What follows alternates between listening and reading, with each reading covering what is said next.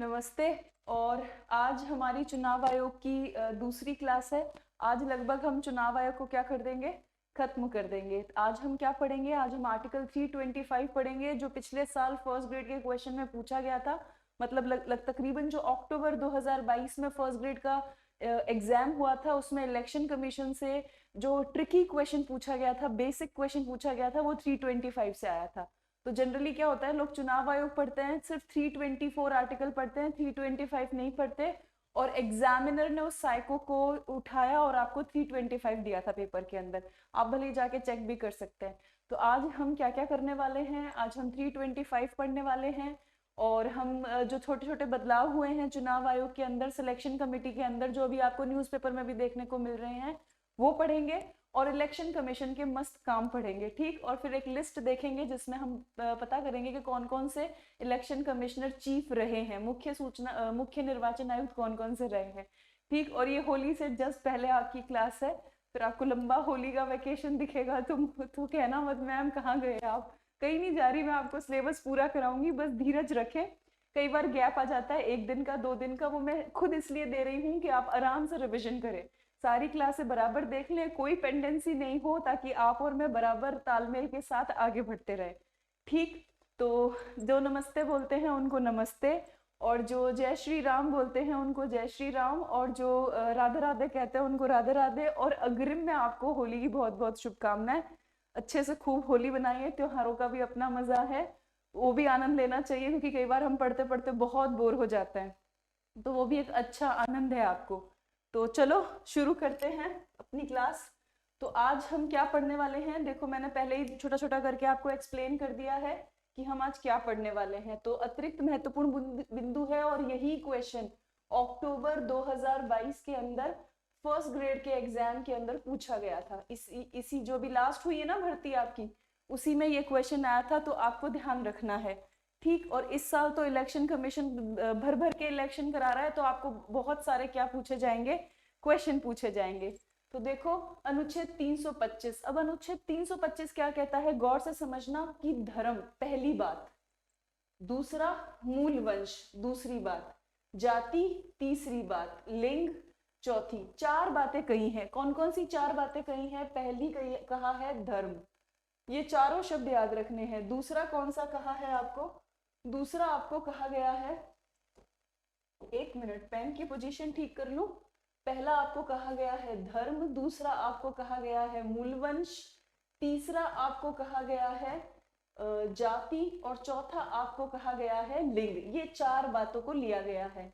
इन चार बातों को लेकर क्या कहा गया है कि इनके आधार पर, किनके आधार पर, इन चार बातों के आधार पर, कि किसी के धर्म को लेकर, किसी के वंश को लेकर, किसी के लिंग को लेकर, या किसी की जाति को लेकर, ये सीक्वेंस याद रखें, पहले धर्म आएगा, देन मूल वंश आएगा, देन जाति आएगी, देन लिंग आएगा। इन चार आधारों पर किसी व्यक्ति, कोई भी व्यक्ति XYZ जो 18+ है, 18 या 18 से ऊपर की उम्र का है, को निर्वाचक नामावली, अब निर्वाचक नामावली शब्द को आप समझते हैं, इसको बोलते हैं वोटर लिस्ट। आम भाषा में इसको क्या बोलते हैं, वोटर लिस्ट बोलते हैं, और संविधान की भाषा में इसको क्या बोलते हैं, निर्वाचक नामावली कहते हैं।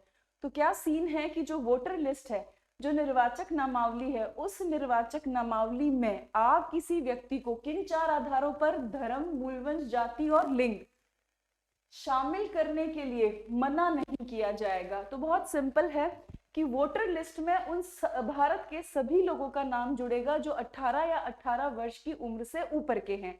आप किस आधार पर भेदभाव नहीं कर सकते, आप धर्म के नाम पर, आप मूल वंश के नाम पर, जाति के नाम पर या लिंग के नाम पर भेदभाव नहीं कर सकते। क्लियर। यही क्वेश्चन अक्टूबर 2022 में फर्स्ट ग्रेड में पूछा गया था।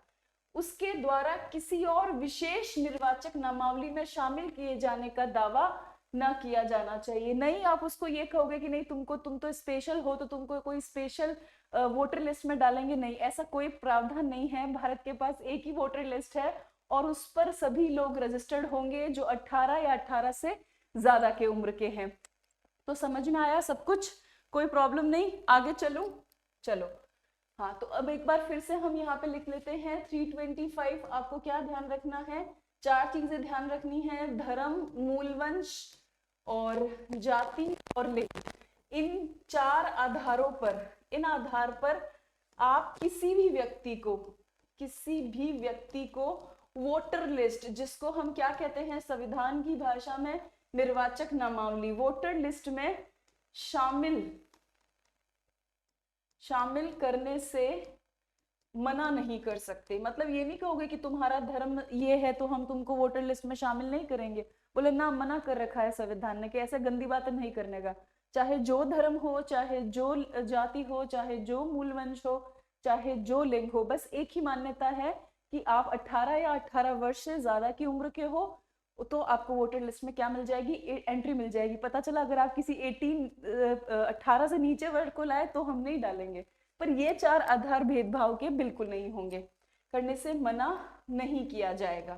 क्लियर? और ऐसी कोई उसको आप दावा नहीं कर सकते, उसको आप उसको आप गुमराह नहीं कर सकते कि तुमको हम स्पेशल लिस्ट में डालेंगे या इसमें डालेंगे उसमें डालेंगे। नहीं भाई, भारत में एक ही वोटर लिस्ट है जिसमें इन आधारों पर कोई भेदभाव नहीं किया जाता। अब पढ़ते हैं अनुच्छेद 326, जो कि बहुत इंपॉर्टेंट है। इसको हम बोलते हैं वयस्क मताधिकार। क्या बोलते हैं हम इसको? वयस्क मताधिकार। असलियत में इसी का उपयोग करके हम हर इलेक्शन में क्या देते हैं? वोट देते हैं। तो अभी इलेक्शन है और आप सबको क्या डालना है, मुझे भी क्या डालना है? वोट डालना है। तो किस अनुच्छेद की वजह से हम दे पा रहे हैं? 326 की वजह से हम दे पा रहे हैं। तो देखो, लोकसभा और राज्य विधानसभाओं के चुनाव हेतु वयस्क मताधिकार। क्लियर? 18 वर्ष की आयु का व्यक्ति यह अधिकार रखेगा। 61वां संविधान संशोधन। अब देखो यहाँ करेक्शन है, यहाँ 1988 होगा। क्या होगा? 1988। तो 61वां संविधान संशोधन 1988 में आया था।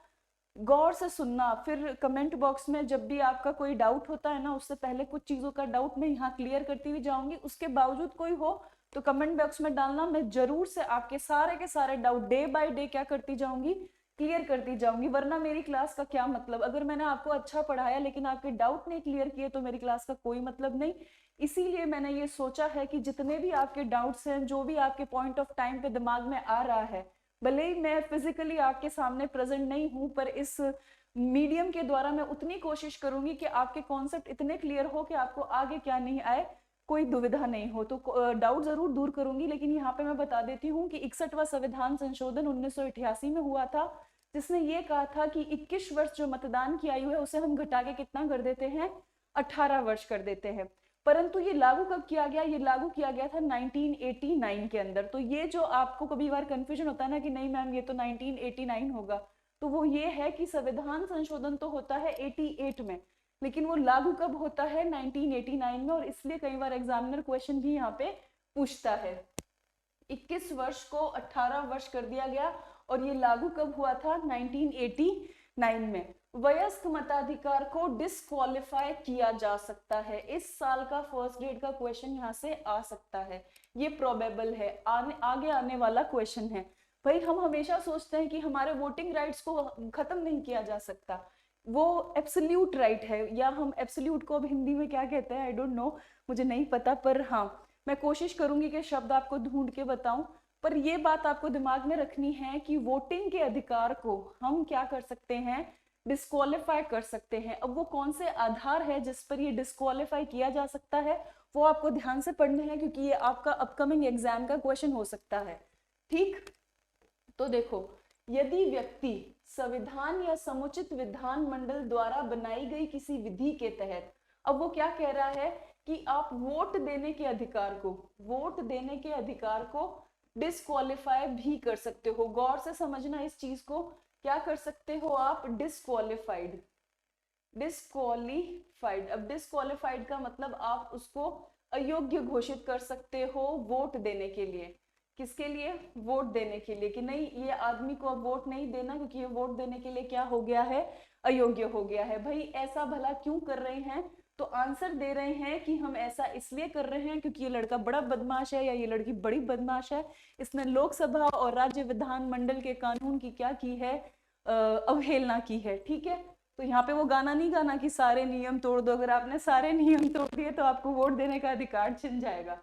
तो यदि व्यक्ति संविधान या समुचित विधान मंडल द्वारा बनाई गई किसी विधि के तहत किसी विधि के तहत अनिवास, पहला शब्द बहुत इंपॉर्टेंट, अनिवास। दूसरा शब्द चित्त विकृति, तीसरा शब्द अपराध या भ्रष्ट, चौथा शब्द या अवैध आचरण का दोषी है। तो आपको क्या ध्यान रखना है कि अगर लोकसभा और विधानसभा ने कोई विधि बनाई है और उस विधि के तहत आप जो हो अनिवास के, अनिवास का मतलब कि जहां वोट होना है वहां के आप क्या नहीं हो, निवासी नहीं हो, तो वहां आपको वोट नहीं दिया जाएगा। फॉर एग्जाम्पल आप राजस्थान में रहते हो लेकिन आप निवासी मध्य प्रदेश के हो, तो आप मध्य प्रदेश में तो चुनाव के समय, मध्य प्रदेश विधानसभा के चुनाव के समय तो आप वोट दे सकते हो, लेकिन राजस्थान विधानसभा के इलेक्शन में आप वोट नहीं दे सकते क्योंकि आपका मूल निवासी कहाँ का है, मध्य प्रदेश का है। क्लियर? तो अनिवास। दूसरा कौन सा है? चित्त विकृति। अब चित्त विकृति वो होते हैं जो लोग बहकी बहकी बातें करते हैं ना, बहकी बहकी बातें करने का मतलब है जिनका थोड़ा दिमाग क्या है, हिला हुआ है, तो उनकी चित्त विकृति हो गई है। फिर अपराध, किसी न किसी अपराध में वो क्या है, शामिल है। फिर क्या लिखा हुआ है, भ्रष्ट है। और फिर क्या लिखा हुआ है, अवैध आचरण का दोषी है। तो आपको ध्यान रखना है कि चाहे लोकसभा या विधानसभा ने अगर कोई विधि बनाई है और उस विधि के तहत 5 लाइनें याद रखनी है। पहली लाइन है अनिवास, यही आपका इस साल का फर्स्ट ग्रेड का क्वेश्चन हो सकता है। दूसरा चित्त विकृति, ये शब्द याद रखने हैं। दूसरा कौन सा है, चित्त विकृति, और यहाँ से क्वेश्चन पूछा भी है, प्रीवियस ईयर के पेपर देखेंगे तो आपको मिल जाएगा। तीसरा है अपराध, चौथा है भ्रष्ट आचरण, चौथा क्या है, भ्रष्ट आचरण, पांचवा क्या है, अवैध आचरण। अगर ये 5 आधार है तो आपका वोट देने का अधिकार, आपका वयस्क मताधिकार, आपका वयस्क मताधिकार क्या कर दिया जाएगा, डिस्क्वालीफाई कर दिया जाएगा। डिस्क्वालीफाई मतलब अयोग्य कर दिए जाएंगे आप, डिस्क्वालीफाइड यानी कि आप क्या कर दिए जाएंगे, अयोग्य घोषित कर दिए जाएंगे। किसके लिए, वोट देने के लिए आप क्या घोषित कर दिए जाएंगे, अयोग्य घोषित कर दिए जाएंगे। तो बहुत आसान है कि भाई आप वोटिंग राइट से डिबार हो सकते हैं, हाँ हो सकते हैं। क्या आप वोट देने से भी अयोग्य घोषित हो सकते हैं, हो सकते हैं। तो ध्यान रखना 326 में दोनों बातें लिखी हुई है कि कौन वोट दे सकता है और कौन वोट नहीं दे सकता।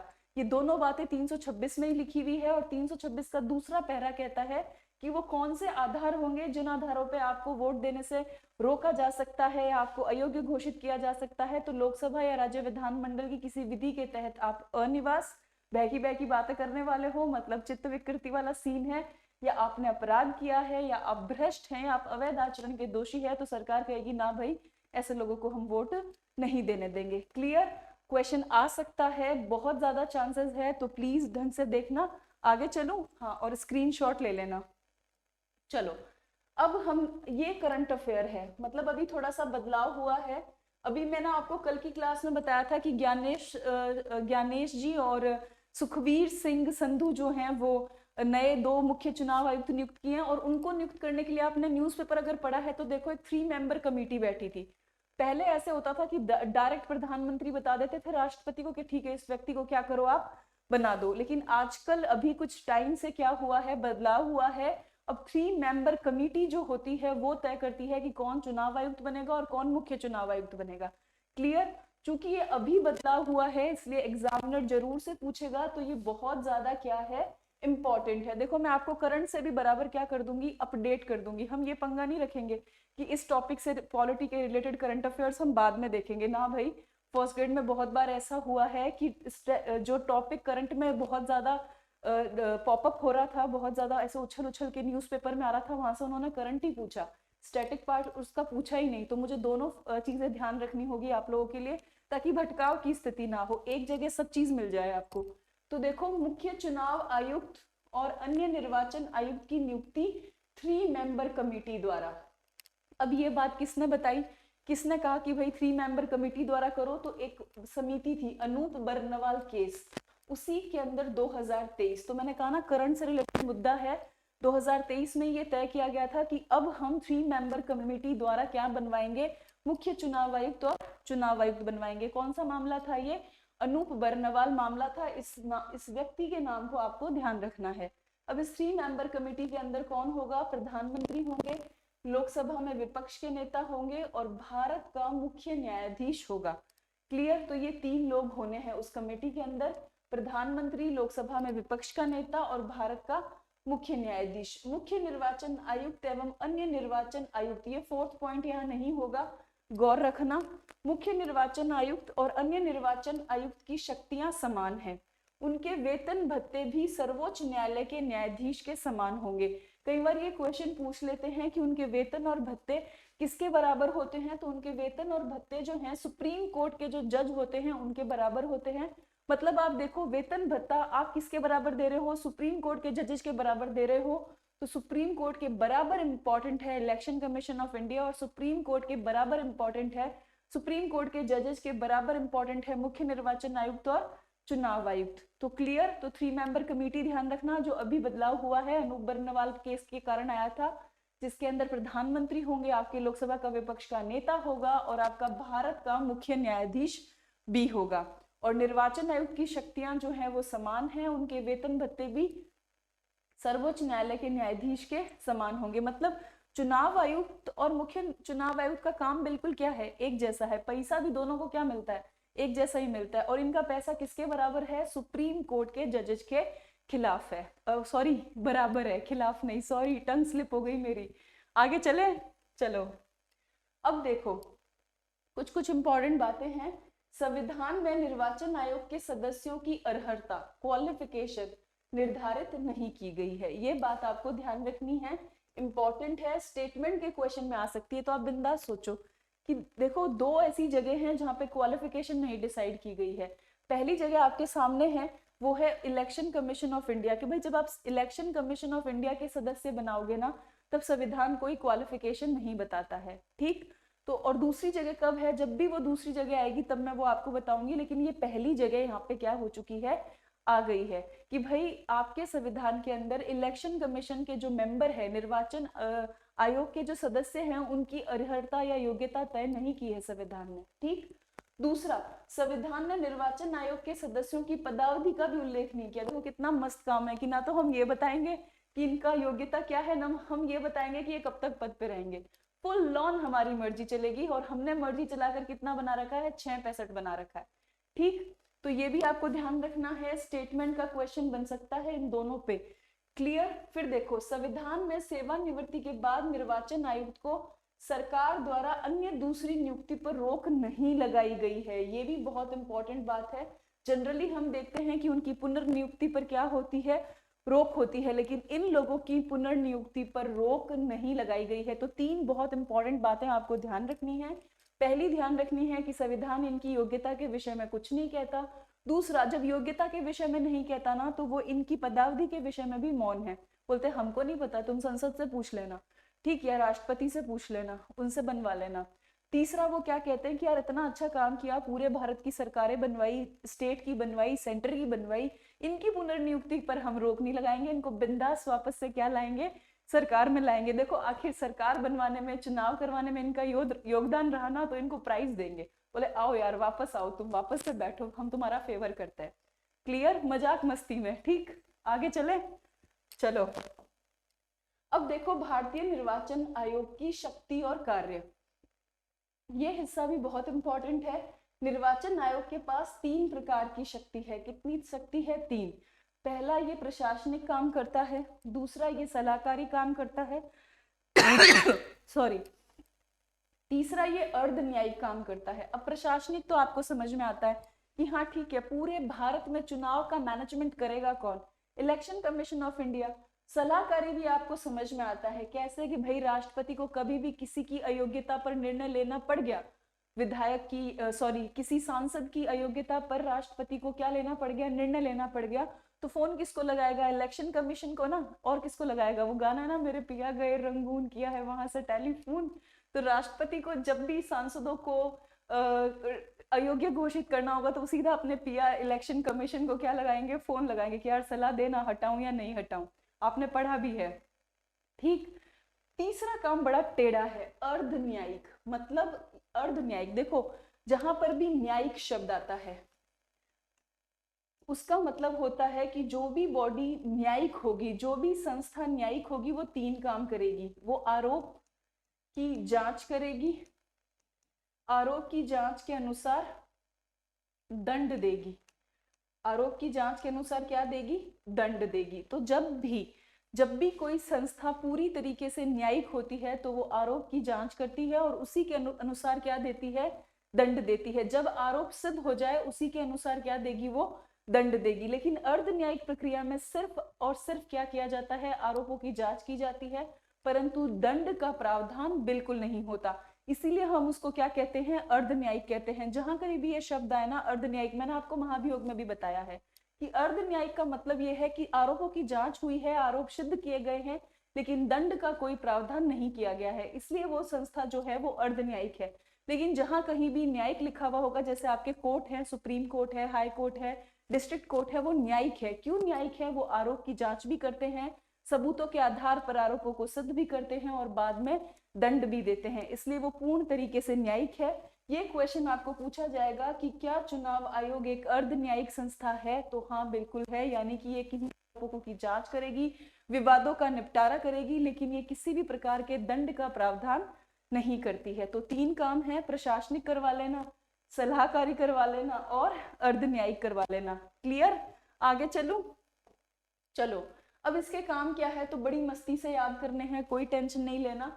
संसद के परिसीमन आयोग अधिनियम के आधार पर सारे भारत के निर्वाचन क्षेत्रों के भूभाग का निर्धारण करती है। मैंने आपको इससे पहले क्लास में बताया था कि आप ऐसे समझो कि नेताओं का एग्जाम जो है वो लेने वाली संस्था है इलेक्शन कमीशन ऑफ इंडिया, यानी कि election commission of India as RPSC काम करेगी, किसके लिए, सारे के सारे नेताओं के लिए। अब आरपीएससी हमारे एग्जाम के लिए सिलेबस बनाती है ना, तो इलेक्शन कमीशन ऑफ इंडिया नेताओं के एग्जाम के लिए जो कि चुनाव है उसके लिए क्या बनाती है, निर्वाचन आयोग, निर्वाचन क्षेत्र बनाती है।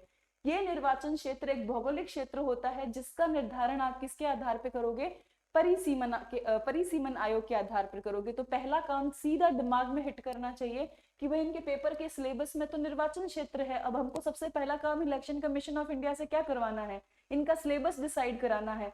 तो हम परिसीमन आयोग के कहे अनुसार क्या करेंगे, इनके निर्वाचन क्षेत्रों के भूभाग का क्या कर देंगे, निर्धारण कर देंगे, इनका सिलेबस डिसाइड कर देंगे, कहेंगे जाओ यार तुम मस्त लोगों से बातचीत करो और अपने वोटों को क्या करो, पक्का करो। तो पहला इतना आसान है कि संसद के परिसीमन आयोग अधिनियम के आधार पर भारत के निर्वाचन क्षेत्रों के भूभाग का क्या करते हैं, निर्धारण करते हैं। क्लियर। दूसरा देखो, दूसरा निर्वाचक नामावली। अब देखो जो जो चीज इनके सिलेबस के लिए इंपॉर्टेंट है ना वो सारी चीजें ले आओ। पहला क्या करना है, बड़े आसान से कूल तरीके से सोचो कि भाई एक परिसीमन आयोग अधिनियम है संसद का, उसके अनुसार हम इनका सिलेबस डिसाइड कर रहे हैं, निर्वाचन क्षेत्र उसके भूभाग को हमने क्या कर दिया, डिसाइड कर दिया। अब वहां पे रहने वाले लोग वोट देने के लायक है या नहीं है, इसके लिए हमें क्या बनानी पड़ेगी, वोटर लिस्ट बनानी पड़ेगी। यानी कि हम क्या बनाएंगे, निर्वाचक नामावली तैयार करेंगे। निर्वाचक नामावली तैयार करना और सभी योग्य मतदाताओं को क्या करना है, आपको पंजीकृत करना है। तो 2 काम कर दिए। पहला आपने क्या किया, परिसीमन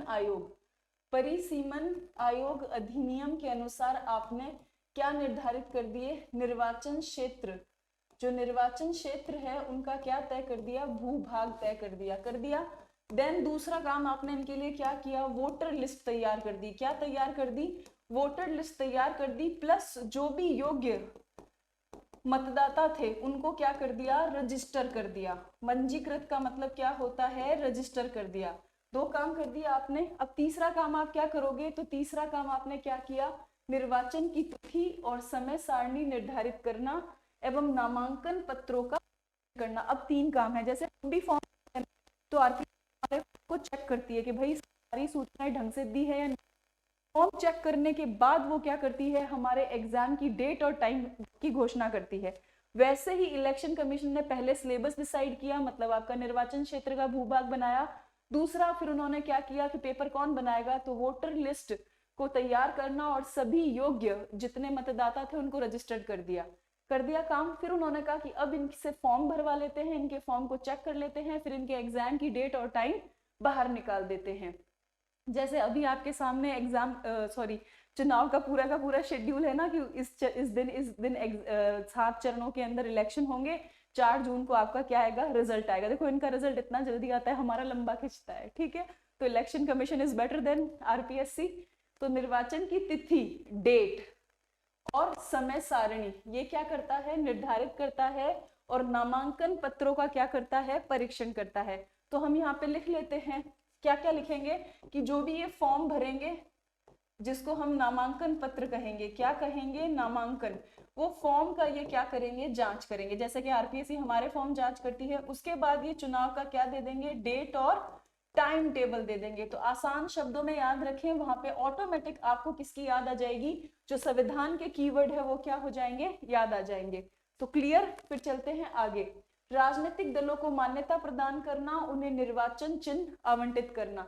3 के बाद आपको सीधा दिमाग लगाना है कि इसके अंदर जो भाग लेने वाले लोग हैं वो राजनीतिक पार्टियों से होंगे। तो राजनीतिक पार्टियों को ये क्या प्रदान करेंगे, मान्यता प्रदान करेंगे, और उन्हें निर्वाचन चिन्ह, उनका चिन्ह होता है वो क्या करेंगे, आवंटित करेंगे।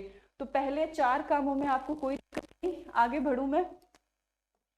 हाँ, अब देखो 5वां काम, राजनीतिक दलों को मान्यता प्रदान करने और चुनाव चिन्ह देने के मामलों में अगर क्या हो जाए कोई विवाद। अब देखो वो घड़ी आ गई है जब मैं आपको बताऊंगी कि ये विवाद का निपटारा कर रहे हैं, इसीलिए ये क्या है, अर्ध न्यायिक है।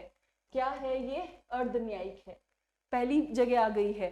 तो बहुत ध्यान रखना कि देखो राजनीतिक दलों को मान्यता देंगे और उनका निर्वाचन चिन्ह तय करेंगे। अब इन राजनीतिक दलों को जिनको मान्यता प्रदान की है, जिनको चुनाव चिन्ह दिया है, उसको लेकर ये लड़ झगड़ ले, विवाद हो जाए, तो विवाद का निपटारा भी कौन करेगा, इलेक्शन कमीशन करेगा। तो देखो समाधान के लिए किसकी तरह काम करेगा, न्यायालय की तरह काम करेगा।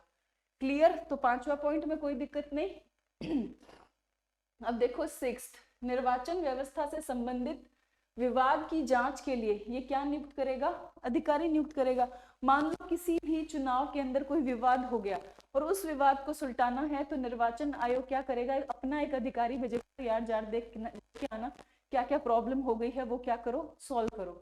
तो 6 नंबर ये है। 7 देखो, निर्वाचन के समय दलों और उम्मीदवारों के लिए आचार संहिता बनाना। अभी देखो आचार संहिता लगी हुई है, तो निर्वाचन के समय जब चुनाव का टाइम होगा तो राजनीतिक पार्टियों के लिए और जो लोग लड़ रहे हैं चुनाव, उन लोगों के लिए क्या करेगा, आचार संहिता को लागू करेगा। क्लियर। फिर संसद सदस्यों की अयोग्यता के प्रश्न पर, ये देखो ये दूसरी जगह है जहां पे ये किसकी तरह काम करता है, अर्ध न्यायिक की तरह काम करता है, जिसमें ये सिर्फ आरोपों की जांच और उनको सिद्ध करता है लेकिन दंड नहीं दे सकता। तो देखो संसद सदस्यों की अयोग्यता के प्रश्न पर राष्ट्रपति को क्या देता है, ये सलाह देता है। किसको सलाह देता है, राष्ट्रपति को सलाह देता है। क्लियर, आगे चलूं।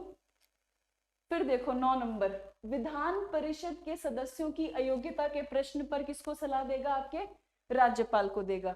तो बहुत आसान है कि आपको क्या करना है कि अगर राजनीतिक दल चुनाव चिन्ह के मसले पे एक दूसरे से गुत्थम गुत्थी कर ले, विवाद हो जाए, तो इसको बुला लाना इलेक्शन कमीशन को।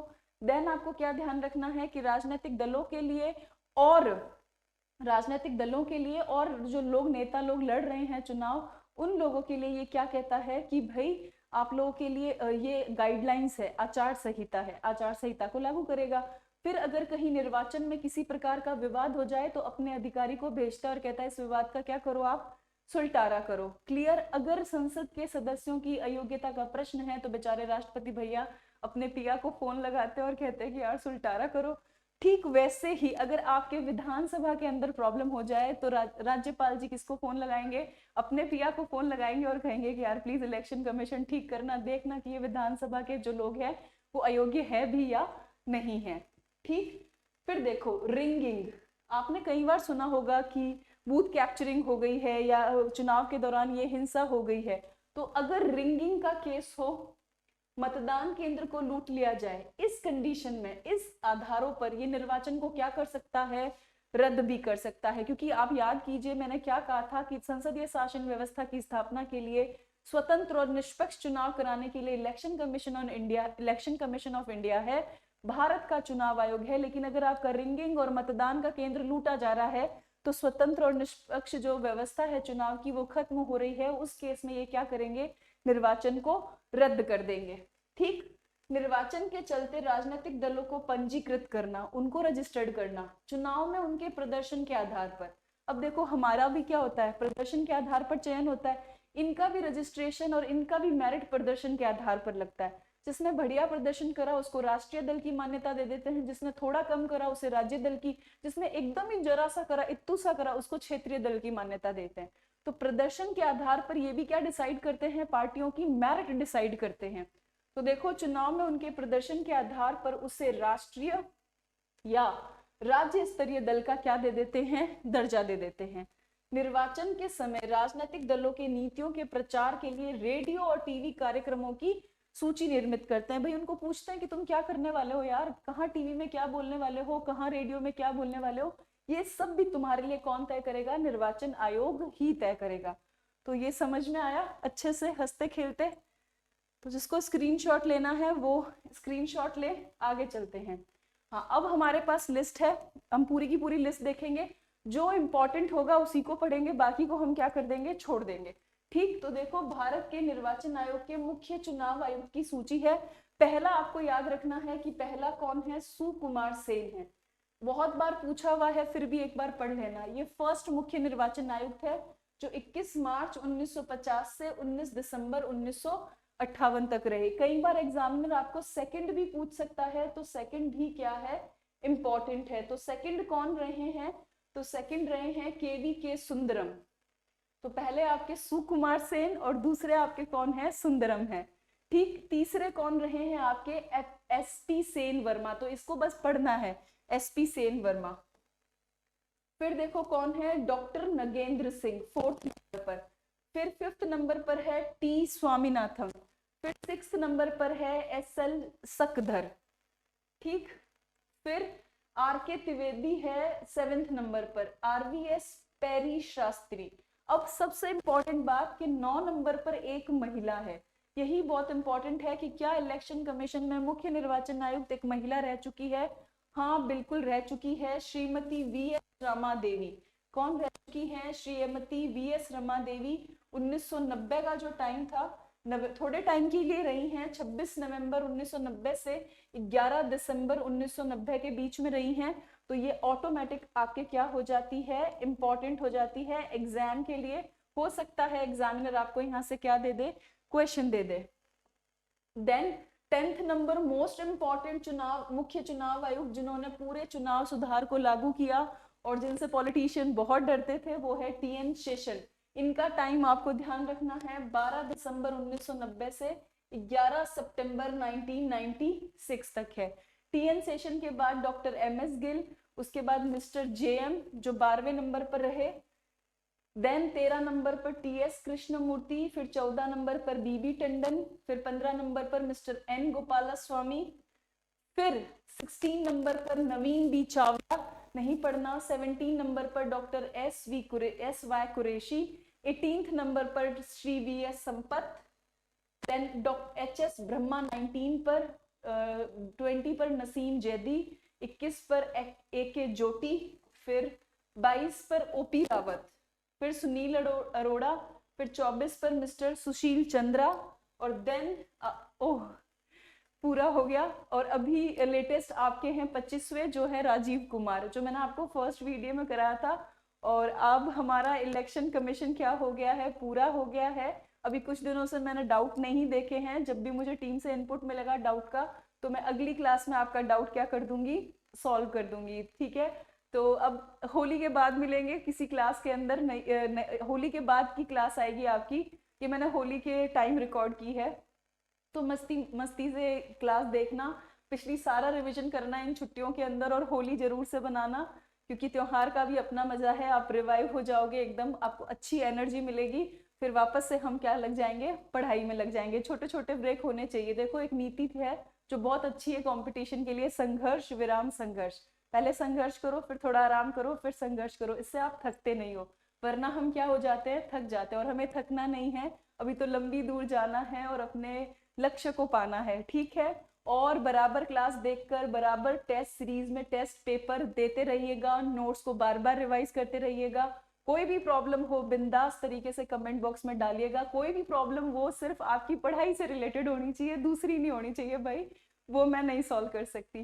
ठीक, तो एक बार फिर से सभी को होली की बहुत बहुत शुभकामनाएं। अब मिलेंगे आगे अगली क्लास में, तब तक के लिए बाय।